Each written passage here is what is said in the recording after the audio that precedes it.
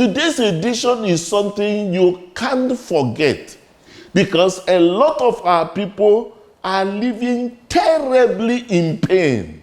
And as a matter of fact, many of us have not been able to experience what they call excruciating pain. Pain that we see unbearable.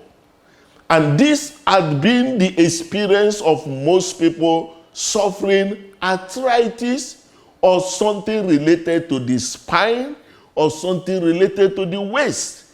And you see that kind of pain, they will tell you that nothing else matters to them other than seeing a way to come out of this. Now, looking at their solution from the latest technology available to us. And for me to be in position to discuss this, it's a problem of many of our elders, some of us also even in younger age group, you see a number of pain. I want to encourage you to reach out to them. I will show you something that you wouldn't imagine that this is available for us, even in a time like this. We have to be conscious from today that when you have a back pain, friend, you don't need to just say, I'm managing it.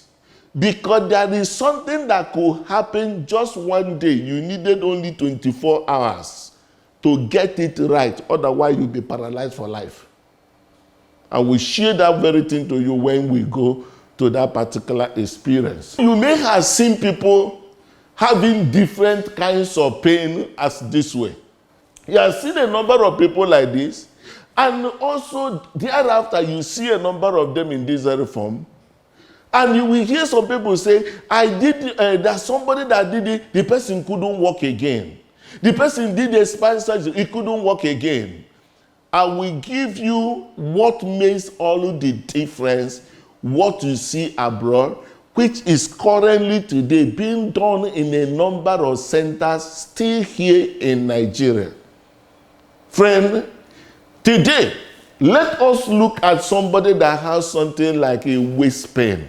Secondary to arthritis, I want to talk about the arthritis you normally hear. I will tell you, there are different kinds of arthritis. So you have the psoriasis, you have the gout, you have the rheumatoid arthritis, you have the also juvenile arthritis, and you have so many of them. If you number them, it could be up to 100 different names, but the name don't actually matter here. What matters is the issue of the one that is most common to us, which is the issue of osteoarthritis. Now, if you look at this is actually a hip bone. So in terms of articulation, this very acetabulum does want about the name. This particular bigger bone in the waist, all right?